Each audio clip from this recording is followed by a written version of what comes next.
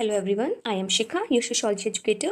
Today we will be solving the PYQ of Chhattisgarh Assistant Professor Exam 2016. Okay, let's begin. Question number 1.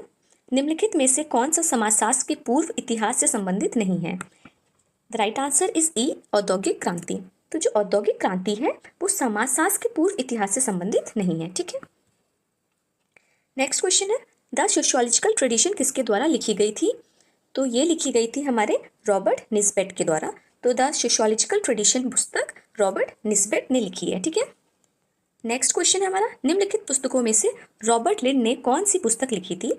He is asking कि Robert Lynd की पुस्तक का नाम। The right answer is C knowledge for what. तो knowledge for what पुस्तक Robert Lynd के द्वारा लिखी गई है। ठीक है, knowledge for what, this is knowledge for what. The right answer is C Robert Lynd. Next question है हमारा कि स्ट्रक्चर ऑफ साइंटिफिक रिवॉल्यूशन किसके द्वारा लिखी गई थी? तो structure of scientific revolution Thomas Kuhn की किताब है। ठीक है, तो ये वर्ष 1962 में प्रकाशित हुई है और इनकी अन्य कृति में से है the Copernican revolution and the essential tension. ठीक है, हमें याद क्या रखना है, structure of scientific revolution Thomas Kuhn ने लिखी है। नेक्स्ट क्वेश्चन है एक अवधारणा क्या करने में सहायता करती है? तो एक अवधारणा हमें एक तथ्य का वर्गीकरण करने में सहायता करती है। ठीक है, the right answer is D here. अवधारणा का अंग्रेजी होती है कंसेप्ट। कह रहे हैं कि किसी वस्तु, घटना अथवा प्रक्रिया के वैज्ञानिक प्रेक्षण एवं बोध के आधार पर निर्मित सामान्य विचारों को अभिव्यक्त करने के लिए जिन विशिष्ट शब्दों संकेतों का प्रयोग किया जाता है उन्हें वैज्ञानिक शब्दावली में अवधारणा i.e. कंसेप्ट कहा जाता है। यह तथ्य का वर्गीकरण करने में सहायता करती है। ठीक है, क्वेश्चन नंबर 6 है कि हेनरी मैन के अनुसार समाजों के बीच भेद का आधार क्या है? तो हेनरी मैन के अनुसार समाजों के बीच भेद का आधार है सामाजिक स्थिति और अनुबंध। सामाजिक स्थिति और अनुबंध, समाजों में भेद का आधार है सामाजिक स्थिति और अनुबंध। ठीक है, ये हेनरी मैन के अनुसार। नेक्स्ट क्वेश्चन कि एक व्यक्तिगत तथ्य की व्याख्या इसके कारण की ओर संकेत करके की गई, अर्थात कानून या करणीय के कानूनों को बताते हुए जिसके लिए इसका उत्पादन एक उदाहरण है। यह कथन किसके लिए आरोपित किया था? The right answer is B J S. Mill. ठीक है, नेक्स्ट क्वेश्चन है मध्यम श्रेणी के सिद्धांत को प्रतिपादक कौन था? पूछ रहा है कि मध्यम श्रेणी सिद्धांत का प्रतिपादक कौन था? The right answer is R K. Merton. तो आर.के. मर्टन हमारे मध्यम श्रेणी सिद्धांत के प्रतिपादक हैं। नेक्स्ट क्वेश्चन है कि निम्नलिखित में से असत्यकरण की वकालत किसने की थी?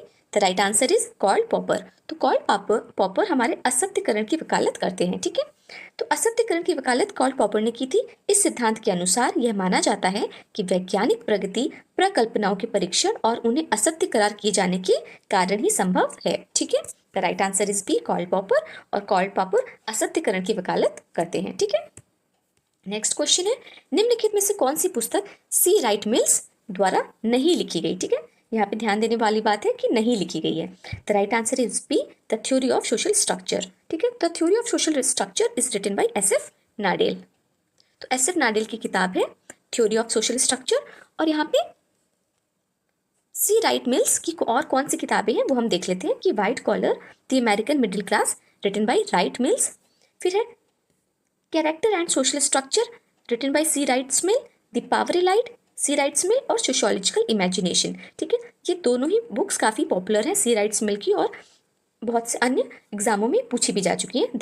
The power elite and sociological imagination, the power elite and sociological imagination written by C rights Mill, and white collar the American middle class C rights Mill, and character and social structure C rights Mill. Okay, next question है दो चरों के बीच के संबंध के एक अस्थायी अनुमान को क्या कहा जाता है? The right answer is D परिकल्पना। ठीक है, तो परिकल्पना, दो चरों के बीच के संबंध के अस्थायी अनुमान को परिकल्पना कहते हैं। परिकल्पना की इंग्लिश होती है हाइपोथेसिस। ठीक है, हाइपोथेसिस।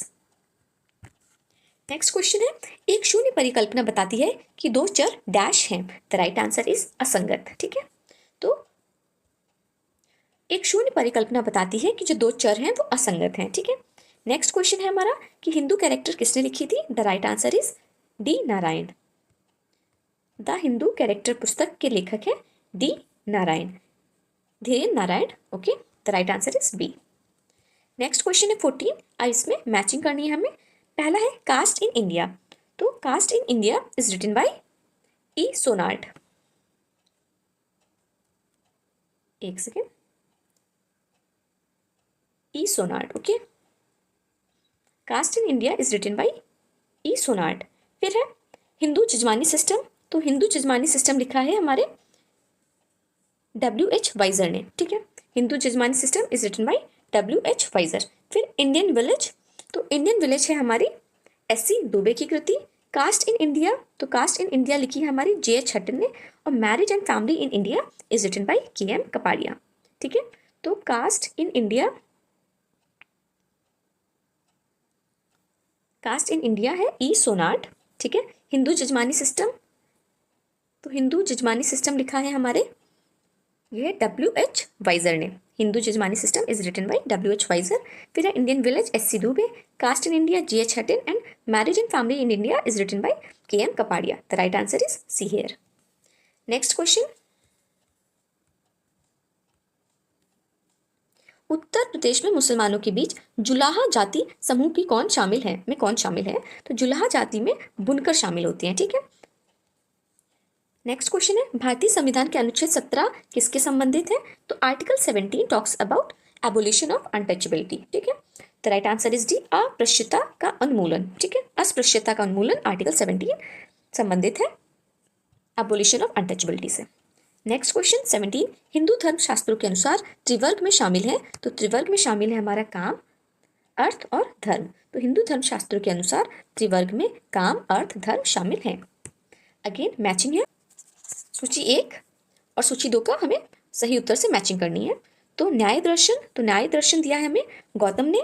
फिर है सांख्य दर्शन, तो सांख्य दर्शन है हमारा कपिल का। फिर है मीमांसा दर्शन, तो ये जैमिनी का है। योग दर्शन पतंजलि से मिलता है। और वेदांत दर्शन है बंद नारायण। ठीक है, the right answer is B. Next question है निम्नलिखित में से कौन सा हिंदू जीवन प्रयोजनों का भाग नहीं है? तो हिंदू जीवन प्रयोजनों का भाग नहीं है। ए धर्म, बी अर्थ, सी कर्म, डी मोक्ष और ई काम। The right answer is C, कर्म हिंदू जीवन प्रयोजनों का भाग नहीं है। हिंदू जीवन प्रयोजन पुरुषार्थ का भाग धर्म, अर्थ, काम और मोक्ष है। ठीक है, धर्म, अर्थ, काम और मोक्ष ये 4 हैं, कर्म उसमें से नहीं है। ठीक है, नेक्स्ट क्वेश्चन है निम्नलिखित में से कौन सी एक बहुपतित्व जनजाति नहीं है? तो बहुपतित्व जनजाति इसमें से कौन सी नहीं है? The right answer is E Gond. तो गोंड बहुपतित्व जनजाति नहीं है। एक स्त्री के एक समय में एकाधिक पति होने का प्रथा बहुपतित्व विवाह कहलाती है। ठीक है, having more than one husbands by one women is known as बहुपतित्व विवाह। ठीक है, तो the right answer is E Gond जनजाति। क्वेश्चन नंबर 21, निम्नलिखित में से कौन सी एक प्रतिलोम विवाह प्रथा है? तो प्रतिलोम विवाह प्रथा पूछा है उसने। द राइट आंसर इज कि जब निम्न जाति वर्ग का लड़का एक उच्च जाति वर्ग वर्ण की लड़की से विवाह करता है तो उसे हम लोग प्रतिलोम विवाह कहते हैं। ठीक है, यहाँ पे निम्न जाति वर्ण का लड़का एक उच्च जाति की लड़की से जब विवाह करता है तो उसे हम लोग प्रतिलोम कहते हैं। और इसी के विपरीत जब कोई निम्न जाति की लड़की उच्च जाति वर्ग के लड़के से विवाह करती है तो उसे हम लोग अनुलोम विवाह कहते हैं। ठीक है, क्या कहते हैं? अनुलोम विवाह। नेक्स्ट क्वेश्चन है निम्नलिखित में से किसके लिए हिंदू विवाह अधिनियम 1955 और बाद में संशोधित अनुमति प्रदान नहीं करता है? ऑप्शंस है ए अंतरजातीय और अंतर धार्मिक विवाह, बी प्रथा द्वारा निषिद्ध सपिंड विवाह, सी विवाह और तलाक में पुरुषों और महिलाओं के लिए समान अधिकार, डी असंगति के आधार पर तलाक, ई विवाह तभी वैध है जब किसी भी पक्ष का जीवन साथी जीवित होता है। और यहाँ पे पूछ रहा है कि हिंदू विवाह अधिनियम 1955 के बाद से संशोधित अनुमति प्रदान नहीं करता है, तो ये बी को अनुमति प्रदान नहीं करता है जिसमें कि प्रथा द्वारा निषिद्ध सपिंड विवाह है। ठीक है, तो हिंदू विवाह अधिनियम 1955 प्रथा द्वारा निषिद्ध सपिंड विवाह को अनुमति प्रदान नहीं करता है। The right answer is B. Next question again matching है, हिंदू विधवा पुनर्विवाह अधिनियम 1856, फिर है नागरिक विवाह अधिनियम 1872, दहेज निषेध अधिनियम 1961 और बाल विवाह निषेध अधिनियम 1929 और सती प्रथा abolition act 1829। Okay, next question 24 पे आइए। इरावती कार्वे के अनुसार निम्नलिखित में से कौन सी भारतीय संयुक्त परिवार की एक विशेषता नहीं है? भारतीय संयुक्त परिवार की इसमें से कौन सी विशेषता नहीं है ये पूछा है। ऑप्शंस है एक ही छत के नीचे रहने वाले, ये जॉइंट फैमिली की एक विशेषता होती है। एक ही चूल्हे पर पकाकर खाना खाने वाले, this is also a feature of भारतीय संयुक्त परिवार। संपत्ति के समान स्वामित्व, ये भी ठीक है। रक्त द्वारा एक दूसरे से जुड़े हुए और एक साथ पारिवारिक पूजा, तो एक साथ पारिवारिक पूजा भी करते हैं। लेकिन भारतीय संयुक्त परिवार में ये जरूरी नहीं है कि वो सब रक्त द्वारा एक दूसरे से जुड़े हुए हों, ठीक है। बहुत ही एक्सटेंडेड फैमिली होती है और एक्सटेंडेड फैमिली ना होते हुए भी बहुत से परिवार एक छत के नीचे संयुक्त परिवार की तरह से रहने लगते हैं और एक ही चूल्हे में पका के खाते हैं। तो ये भारतीय संयुक्त परिवार की विशेषता नहीं है, ठीक है। रक्त द्वारा एक दूसरे से जुड़ा होना is the right answer, D is the right answer. तो इरावती कार्य के अनुसार रक्त द्वारा एक दूसरे से जुड़े हुए भारतीय संयुक्त परिवार की विशेषता नहीं है, ठीक है। नेक्स्ट क्वेश्चन है, संयुक्त परिवार एक से अधिक प्राथमिक परिवारों, आधार परिवार के करीबी संबंधों, आम निवास और पितृवंशीय वंश, यह किसने कहा था? तो ये कहा था हमारे सीबी मेमोरी ने, ठीक है। सीबी मेमोरी संयुक्त परिवार को एक से अधिक प्राथमिक परिवारों, ठीक है, आधार परिवारों के करीबी संबंध, आम निवास और पितृवंशीय वंश, ये किसने कहा है? तो ये सीबी मेमोरी ने कहा है, ठीक है। नेक्स्ट क्वेश्चन है, अगेन मैचिंग है समाजशास्त्री और उनके अध्ययन क्षेत्र। तो हम लोग यहाँ पे देखेंगे कि आईपी देसाई का जो अध्ययन क्षेत्र है वो था नवसारी, केएम कपाड़िया का था रोहतक और हिसार, एलिन रॉस का अध्ययन क्षेत्र महुआ था और एमएस गौर का अध्ययन क्षेत्र बेंगलुरु था और रामकृष्ण मुखर्जी का पश्चिम बंगाल, ठीक है। नेक्स्ट क्वेश्चन है, निम्नलिखित भाषाओं में से कौन सा संविधान की 8वीं अनुसूची में शामिल नहीं है, ठीक है। पूछ रहा है कि कॉन्स्टिट्यूशन की 8th अनुसूची में कौन सी भाषा शामिल नहीं है। The options are A Odia, B Sindhi, C Sanskrit, D Manipuri और E Awadhi. The right answer is E Awadhi. तो अवधी भाषा भारतीय संविधान की 8वीं अनुसूची में शामिल नहीं है। नेक्स्ट, ओके, तो अवधी भाषा भारतीय संविधान की 8वीं अनुसूची में शामिल नहीं है। 8वीं अनुसूची में भारत की 22 भाषाओं का उल्लेख किया गया है। मूल रूप से 8वीं अनुसूची में 14 भाषाएं थी। वर्ष 1967 में सिंधी और वर्ष 1992 में कोंकणी, मणिपुरी तथा नेपाली को 8वीं अनुसूची में शामिल किया गया, जबकि वर्ष 2003 में मैथिली, संथली, डोगरी एवं बोडो को भी शामिल किया गया था, ठीक है, किया गया है, ठीक है। नेक्स्ट क्वेश्चन है, निम्नलिखित में से किसको एक द्वैतवादी द्वैत दार्शनिक स्कूल कहा जाता है? The right answer is C, Samkhya school को एक हम लोग दार्शनिक स्कूल कहा जाता है। नेक्स्ट, जीपी मर्डॉक के अनुसार एक व्यक्ति के तृतीय श्रेणी के कितने निकटतम संबंधी होते हैं? ठीक है, तो जेपी मर्डॉक के अनुसार किसी भी एक व्यक्ति के तृतीय श्रेणी मतलब टर्शरी ग्रुप में कितने निकटतम संबंधी होते हैं? The right answer is B, 151, ठीक है।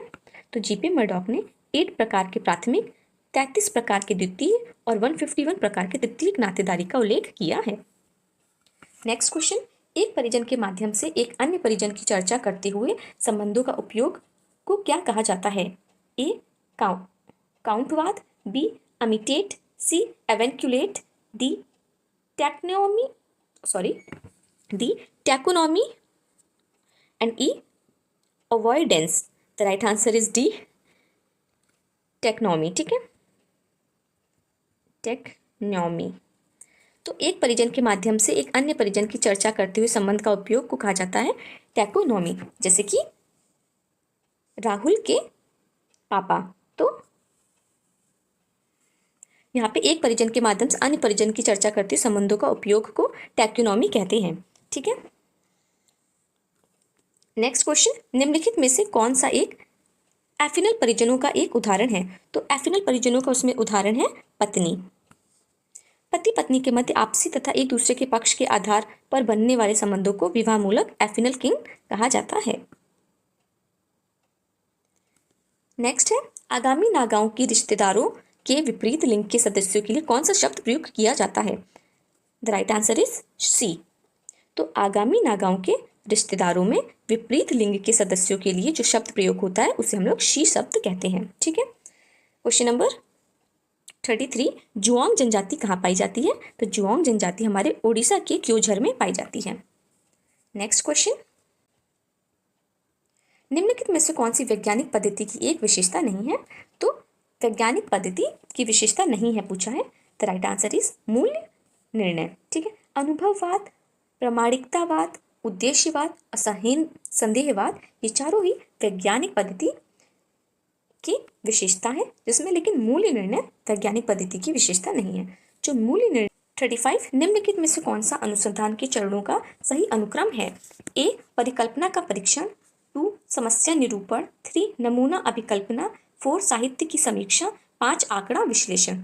The right answer is B 2 4 3 1 5। तो सबसे पहले समस्या निरूपण, फिर आएगा हमारा साहित्य की समीक्षा, फिर हम लोग नमूना की अभिकल्पना करेंगे, फिर परिकल्पना का परीक्षण होगा और फिर लास्ट में हम लोग आंकड़े का विश्लेषण करेंगे। ठीक है, तो समस्या निरूपण, फिर है हमारा साहित्य की समीक्षा, नमूना अभिकल्पना, परिकल्पना का परीक्षण और आंकड़ों का विश्लेषण। ठीक है, the right answer is B. Question number 36, 2 कथनों पर विचार करके और सही उत्तर चुने। तो पहला है कि सिद्धांत हमारे तथ्यों की समझ को विवश करते हैं। तो तथ्य हमारी समझ को विवश करते हैं, ये बिल्कुल ठीक है। फिर आश्चर्यजनक तथ्य नए सिद्धांतों का नेतृत्व करते हैं, ये भी ट्रू है। तो ये राइट आंसर हो गया हमारा बी, 1 और 2 दोनों ही सही है। ठीक है, निम्न में से कौन सा एक अनुसंधान डिजाइन नहीं है? तो अनुसंधान डिजाइन कौन सा नहीं है? तो परिचालन डिजाइन एक अनुसंधान डिजाइन नहीं है। ठीक है, अब हम लोग देखेंगे कि परिचालन डिजाइन कौन कौन से होते हैं। तो निरूपण डिजाइन, वर्णनात्मक डिजाइन, नैदानिक डिजाइन, प्रयोगात्मक डिजाइन, अन्वेषणात्मक डिजाइन और शोध अभिकल्प का मुख्य प्रकार है। ठीक है, तो किसी अन्वेषण की एक ऐसी तार्किक एवं व्यवस्थित योजना जो तथ्यों के संकलन, विश्लेषण तथा मूल्यांकन का मार्ग प्रशस्त करती है, उसे शोध अभिकल्प कहलाती है। ठीक है, तो शोध अभिकल्प, तो इसने पूछा कि अनुसंधान डिजाइन नहीं है। The right answer is C, परिचालन डिजाइन। ओके, नेक्स्ट क्वेश्चन 38 कि परंपरागत रूप से निम्नलिखित में से कौन सा प्रायोगिक अनुसंधान डिजाइन का एक प्रकार नहीं है? प्रायोगिक अनुसंधान डिजाइन का एक प्रकार नहीं है।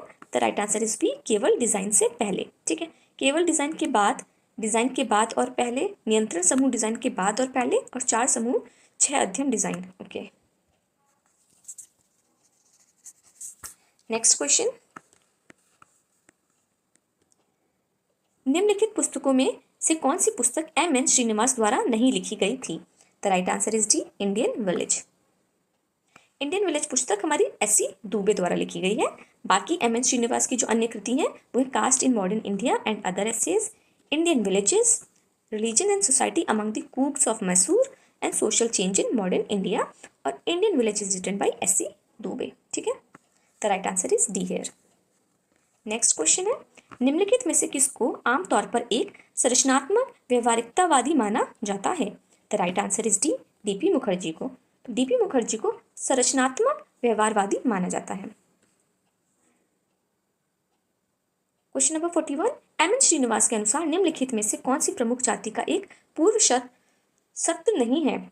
ए संख्यात्मक ताकत, बी युवा आबादी, सी भूमि का स्वामित्व, डी राजनीतिक शक्ति, ई पश्चिमी शिक्षा और शहरी आय। The right answer is B, युवा आबादी। तो एम.एन. श्रीनिवास के अनुसार निम्नलिखित में से प्रमुख जाति की एक पूर्व शर्त नहीं है, वो है युवा आबादी। ठीक है, तो एम.एन. श्रीनिवास के अनुसार युवा आबादी प्रभु जाति मतलब कि डोमिनेंट कास्ट की पूर्व शर्त नहीं है। नेक्स्ट क्वेश्चन है, the structure of Hindu society किसके द्वारा लिखी गई? The structure of Hindu society is written by N K. Bose. ठीक है, नेक्स्ट क्वेश्चन, रेडफील्ड के अनुसार निम्नलिखित में से कौन सी छोटे समुदाय की एक विशेषता नहीं है? तो छोटे समुदाय की विशेषता आपको पता होनी चाहिए। तो छोटापन एक छोटे समुदाय की विशेषता है, एक रूपता भी विशेषता है, विशिष्टता एक छोटे समुदाय की विशेषता ही उसकी विशेषता है, और आत्मनिर्भरता is one of the major and important factor of being a small समुदाय। अस्थिरता उसकी एक विशेषता नहीं है। ठीक है, तो right answer is E here. तो रेडफील्ड ने लघु समुदाय के निम्न 4 विशेषताएं बताई है। एक तो लघुता, एक रूपता, समरूपता, विशिष्टता एवं आत्मनिर्भरता। नेक्स्ट क्वेश्चन है, एक इकाई अधिनियम सामाजिक कार्य की संरचना किससे मिलकर नहीं बनता है? The right answer is a, शक्ति। तो एक इकाई अधिनियम शक्ति से मिलकर नहीं बनता है। ठीक है, क्वेश्चन नंबर 45, पार्सन्स की सामाजिक व्यवस्था में एजिल का अर्थ है। ठीक है, एडॉप्टेशन, गोल अटेनमेंट, ओके, इन्होंने कैसे दिया है? The right answer is B, adaptation, goal attainment, integration और latent pattern maintenance. Okay, the right answer is B. तो एजिल का अर्थ होता है एडॉप्टेशन, गोल अटेनमेंट, इंटीग्रेशन और latent patterns maintenance. Question number 46, निम्नलिखित में से कौन सा एक चर पैटर्न नहीं है? तो एक चरण पैटर्न नहीं है तो ऑप्शंस आर आरोपण बनाम उपलब्धि, फैलाव बनाम विशिष्टता, अनन्यता बनाम सार्वभौमिकता, तार्किकता बनाम न्याय और उत्तुलित बनाम उत्तेजित तटस्थता। The right answer is D, तार्किकता बनाम न्याय। ठीक है, पूछा है कि निम्न में से कौन सा एक चर पैटर्न नहीं है, तो तार्किकता बनाम न्याय एक चर पैटर्न नहीं है। नेक्स्ट क्वेश्चन है, सामाजिक व्यवस्था के विषय में क्या सही नहीं है? ए अव्यक्तता, बी मूल्य एकमतता, सी नियंत्रण का साइबरनेटिक पदानुक्रम, डी रुचि का संघर्ष, ई कार्यात्मक पूर्ववश्यकता। Okay, the right answer is D, रुचि का संघर्ष। ओके, निम्नलिखित में से कौन सा असंबंधितता की स्थिति को प्रतिक्रियाओं की सीमा के बाहर है? ए नवीनीकरण, बी बहिष्करण, सी विद्रोह, डी कर्मकांड, ई आश्रय। The right answer is B, बहिष्करण। ठीक है, तो मर्टन के अनुसार बहिष्करण असंबंधितता की स्थिति की प्रतिक्रियाओं की सीमा के बाहर है। ठीक है, the right answer is B. So that's all for the day. Today we have solved 50 questions from Chhattisgarh PSC Assistant Professor Exam 2016 and we will be covering rest of the question in our next class. Okay, so